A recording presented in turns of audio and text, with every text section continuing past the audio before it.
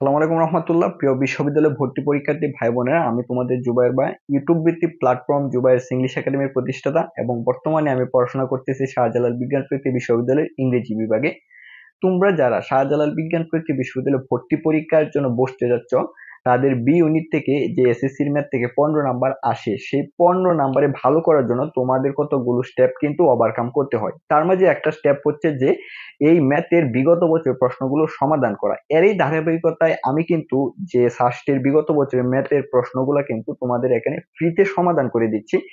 এই কাজগুলোই হয়তো তোমরা অন্য কোনো বড় ভাই কিংবা বোনদের কাছ থেকে টাকার মূল্যে ক্রয় করে কিন্তু করে থাকবে। তো টাকা ব্যয় করতে হবে না, এই ক্লাসটা একটু ধৈর্য ধরে করো। যদি তোমরা চাও একটু নোট খাতা পাশে নিয়ে বসতে পারো, তবে আমি মনে করি যে এই ক্লাসগুলো করার পর তোমাদের কোনো খাতা কিংবা বইয়ের প্রয়োজন হবে না। তো চলো শুরু করি। যে আজকের ক্লাসটা হচ্ছে তোমাদের 2024-25 সেশনের 2 নাম্বার পার্ট। 1 নাম্বার পার্ট যারা দেখো নাই তারা কিন্তু আজকের ক্লাসটা কিছু কিছু অংশ তোমাদের অবোধগম্য থেকে যাবে। তো ওই যে 1 নাম্বার অংশ সেটা তোমরা দেখে নিও।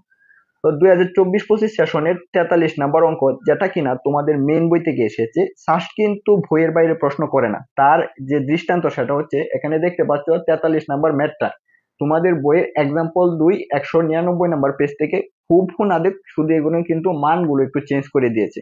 আর তুমি তো সেটা আশা করতে পারো না যে বই থেকে হুবহু অঙ্ক আসতে পারে। তেমনি ভাবে 44 নাম্বার অঙ্কটাই তোমাদের এক্সাম্পল 1 227 নাম্বার পেজ থেকে এসেছে। তো তোমরা সেগুলা তোমাদের বইয়ের সাথে মিলিয়ে নিও। তো এখন আমি অঙ্কে ফিরছি। দেখো, প্রশ্নটা পড়ে আমরা যা বুঝবো সেই অনুযায়ী কিন্তু আমাদের সমাধানটা করব। তো প্রশ্নটা যদি একটু পড়ি, একটি গাছের উচ্চতা 105 মিটার। হ্যাঁ, এই পর্যন্ত পরে আমরা থামলাম। একটা গাছের উচ্চতা 105 মিটার বুঝলাম। যদি গাছটির ভূমিস্থ মূল থেকে আনুভূমিক কোনো বিন্দুতে উন্নতি কোণ হয় 60 ডিগ্রি, এই পর্যন্ত বুঝলাম। তবে ওই বিন্দু থেকে গাছটির মূলের দূরত্ব কত? এখানে যে প্রশ্নটা পড়ে আমরা বুঝতে পারছি যে কোন একটা গাছের মূল থেকে তার কিছু দূরে, কিছু দূর বলতে এই দূরটাই কিন্তু আমাদের বের করতে হবে। উন্নতি কোণ হয়েছে 60 ডিগ্রি, এই উন্নতি কোণ থেকে ওই গাছের গোড়া পর্যন্ত দূরত্বটা কতটুকু? তো প্রশ্নের প্রথম অংশ অনুযায়ী একটা গাছ যদি আমরা 105 মিটার এখানে এঁকে নিই, এঁকে নিলাম 105 মিটার লম্বা একটা গাছ। এখন এই ঘাসটির ভূমিস্থ মূল থেকে এই ভূমিস্থ মূল খুঁজতে গিয়ে কিন্তু তুমি একটা কনফিউশনে পড়ে যাবা যে গাছের গুড়ি কিন্তু বলে নাই। যে আমরা জানি যে গাছের মূল থাকে গাছের গুড়ি থেকে মাটির নিচে। এখন তোমরা ওই গাছের মূলের রহস্য উদ্ঘাটন করতে গিয়ে তোমাদের সময়টা এখানে নষ্ট করবা। তো গাছের মূল বলতে এখানে গাছের গুড়িটাই কিন্তু ব্যবহার করতে হবে থেকে আনুভূমিক কোনো বিন্দুতে। আনুভূমিক বলতে এখানে কিন্তু তোমার ভূমি সমান হইতে পারে। তো আনুভূমিক কোনো বিন্দুতে ধইরা নাও এখানে একটা বিন্দু, এই বিন্দুতে তোমার উন্নতি কোণ, নট অবনতি কোণ, এদিকে আসবে না, এটা উন্নতি হবে, উপরের দিকে যাবে। উন্নতি কোণ কত ডিগ্রি? তোমাদের এখানে 60 ডিগ্রি। আর কোণটা আঁকতে গেলে আমাদের ভূমির যে বিন্দু পর্যন্ত ওইটা কিন্তু তোমাদের মিলাইতে হবে। তো এখান থেকে আমরা আঁকে নিলাম কত ডিগ্রিটা, এটা হচ্ছে তোমাদের 60 ডিগ্রি। তো প্রশ্ন অনুযায়ী কিন্তু আমাদের এইটুকুই কাজ। এখন পরবর্তী আমাদের অঙ্ক সমাধানের ক্ষেত্রে একটা ত্রিভুজ কিন্তু এখানে আঁকতে হবে, কারণ ত্রিকোণমিতি করতে গেলেই কিন্তু তোমাদের 10 নাম্বার যে অধ্যায় আছে যে দূরত্ব এবং উচ্চতা কিন্তু ত্রিভুজের প্রয়োজন হয়। এটা হচ্ছে প্রশ্ন অনুযায়ী একটা ত্রিভুজ। এখন এই ত্রিভুজটাকে যদি আমরা একটু মান দ্বারা চিহ্নিত করি, এবিসি, এবিসি একটা সমকোণী ত্রিভুজ। আর সমকোণী ত্রিভুজের ক্ষেত্রে যে 3টা অনুপাত আছে, প্রধান 3টা অনুপাত আছে, এবং এই প্রধান 3টার বিপরীতে কিন্তু তোমাদের বিপরীত অনুপাত থাকতে পারে। যেমন সাইনের বিপরীত অনুপাত হচ্ছে কোসেক, কজের অনুপাত হচ্ছে সেক। তো এই যে 3টা অনুপাত, এই 3টা অনুপাত ব্যবহার করে কিন্তু আজকে প্রশ্নটা সমাধান করতে হবে। তো সমাধানের ক্ষেত্রে একটা সমকোণী ত্রিভুজ পাইলাম। সমকোণী ত্রিভুজের কি এটা, লম্ব দেওয়া আছে 105 মিটার এবং কিন্তু ভূমি নাই, ভূমির মানটাই বের করতে হবে। তো আমি যদি ধরে নেই ভূমির মান হচ্ছে এক্স। এখন আমি তোমাদেরকে একটা ছন্দ বলেছিলাম যে সাধু ললিত অম্বলি, যেটার অনুপাত সম্পৃক্ত হচ্ছে সাইন, এবং কলিকাতা ভ্রমণে আসিয়া কজ টাকা লইয়া ভাগিলেন। এই 3টা ছন্দের লাইনের আলোকে কিন্তু অঙ্কটা সমাধান হবে। তো আমি যদি সাইনের ক্ষেত্রে যাই, ধরো সাইন আমি ব্যবহার করে দেখবো যে সাইন ব্যবহার করে এটা সমাধান করা যায় কিনা। তো সাধু ললিত অম্বলি, তো ললিত লম্ব আছে কিন্তু এখানে অতিভুজে আমার প্রয়োজন নাই, আমি ব্যবহার করব না। তাহলে কজ দেখবো, কলিকাতা ভ্রমণে ভূমি আছে, অতিভুজ নাই, তাহলে আমার এটা প্রয়োজন নাই। 10 টাকা লইয়া ভাগিলেন, টাকা লইয়া মানে হচ্ছে লম্ব, হ্যাঁ লম্ব আছে, ভাগিলেন মানে হচ্ছে ভূমি। তাহলে কি হচ্ছে যে ত্রিকোণমিতির 3 নাম্বার অনুপাতে এই tan টা কিন্তু ব্যবহার করতে পারি। তো tan ব্যবহার করার ক্ষেত্রে এখানে কোণের মানও কিন্তু দেওয়া আছে। তো আমরা লিখতে পারি যে tan কোণের মান কত 60 ডিগ্রি, 60 ডিগ্রি ইকুয়াল টু টাকা লইয়া লম্বর মান হচ্ছে AB ভাগিলেন হচ্ছে তোমাদের BC। এখন যদি তুমি মানগুলো ব্যবহার করো, tan 60 এর মান কত, তোমরা তোমাদের বইয়ে কিন্তু একটা চার্ট দেওয়া আছে, সেখানে tan 60 এর মান হচ্ছে √3।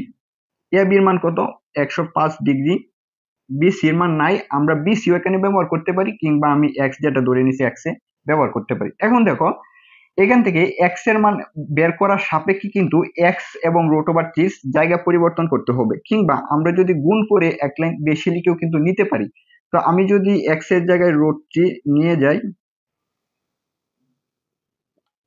এখন তুমি যদি 105 কে √3 দ্বারা ভাগ করো তবে মানটা কিন্তু দশমিকে আসতে পারে। তো আমি দশমিকে কিন্তু তোমাদের এখানে প্রশ্নে কোনো মান দেওয়া নাই, তো যেহেতু দশমিকে বের করতে পারবো না, তবে অন্য একটা প্রসেস আমাকে বেছে নিতে হবে। আর প্রসেসটা হচ্ছে যে এখানে √3 কে তোলার জন্য তার সমমান দ্বারাই কিন্তু উভয় অংশকে লব এবং হরকে গুণ করতে হবে। তো লব এবং হরকে আমি গুণ করব, 105 ইন্টু √3 √3 ইন্টু হচ্ছে √3। দেখো এইখানে কিন্তু কি হয়ে গেছে, দুইটা √3 হয়েছে। এখন দুইটা √3 এবং √3 গুণ করলে হয় তোমাদের এখানে √3 স্কয়ার। দেখো এইখানে যে রুট আছে, আমরা জানি সাধারণত রুটের মান হচ্ছে কত হাফ, আর উপরে আছে কত 2। এর সাথে যদি 2 দ্বারা গুণ করো তাহলে 2/2 ইকুয়াল টু কত হয়ে যায় 1, শুধু মান থাকে হচ্ছে তোমাদের এখানে 3। তো এখানে হর যেটা রয়েছে √3 ইন্টু √3 ইকুয়াল টু কত হবে এখানে 3, 105 √3 ভাগ 3। এখন তুমি যদি 105 √3 কে 3 দ্বারা গুণ করো, এখন যেটার সাথে রুট নাই আমি ওইটাকে যেটার সাথে রুট নাই সংখ্যা দ্বারা যদি ভাগ করি, 105 কে আমি যদি এখানে কি করি তোমাদের 3 দ্বারা ভাগ করি তবে হবে 35 √3। তো এটাই হচ্ছে তোমাদের অঙ্কের সমাধান। তো এই যে সমাধানটা দেখবো এখন অপশনগুলো কোন জায়গায় আছে, এখানে 25 √2 এটা মিলে না, 35 √3 এটা মিলছে, তাহলে তোমাদের 43 নাম্বার ম্যাথের উত্তর হচ্ছে 35 √2। কি খুব সহজ না? অবশ্যই সহজ। তোমাদের পরবর্তী ম্যাথটা হচ্ছে যে 44 নাম্বার, আর এই 44 নাম্বার ম্যাথটা সমাধানের ক্ষেত্রে তোমাদের 3টা শর্ত সম্পর্কে অবগত হবে, যেগুলো কিনা তোমাদের বইয়ে রয়েছে। তো 3টা শর্ত আমি এখানে লিখে রেখেছি। 1 নাম্বার যে শর্ত সেটা হচ্ছে যদি x এর সহগ নট ইকুয়াল টু y এর সহগ হয়, সেক্ষেত্রে সমীকরণটা কি হবে তোমাদের সমঞ্জস হবে, অনির্ভরশীল হবে, সেখানে একটা বা অনন্য সমাধান থাকবে। আর 2 নাম্বার যে শর্ত সেটা হচ্ছে যদি সমীকরণ দ্বয়ের x এর সহগ ইকুয়াল টু y এর সহগ ইকুয়াল টু ধ্রুবক সমান হয়, সেই ক্ষেত্রে তোমার কিন্তু সমীকরণটা হবে সমঞ্জস, পরস্পর নির্ভরশীল এবং এর অসংখ্য সমাধান থাকবে। 3 নাম্বার শর্তটা হচ্ছে যে x এর সহগ ইকুয়াল টু হয় y এর সহগ, কিন্তু ধ্রুবক দ্বয়ের অনুপাত যদি সমান না হয়, সেই ক্ষেত্রে সমীকরণটা হবে তোমাদের অসমঞ্জস, অনির্ভরশীল, এর কোনো সমাধান থাকবে না। তো আমরা যদি এখানে সমীকরণ দ্বয় যদি লক্ষ্য করি 2x - 5y = 3 এবং x + 3y = 1, আমরা যদি একটু লিখি যে x এর সহগ দ্বয়ের অনুপাত 2/1, y এর সহগ দ্বয়ের অনুপাত -5 বাই হচ্ছে 3। আমরা জানি y not equal to -5, যেটা কিনা এই যে সমীকরণ দ্বয় সমাধানের ক্ষেত্রে 1 নাম্বার শর্ত।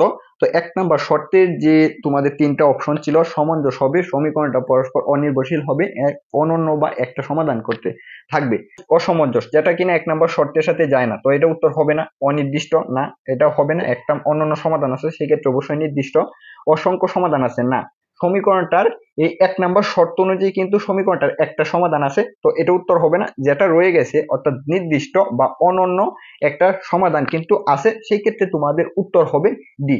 তো এই হচ্ছে 2টা প্রশ্নের সমাধান। পরবর্তী প্রশ্নগুলোর সমাধান পাওয়ার জন্য তোমাদের অবশ্যই জুবায়ের ইংলিশ একাডেমির সাথে থাকতে হবে।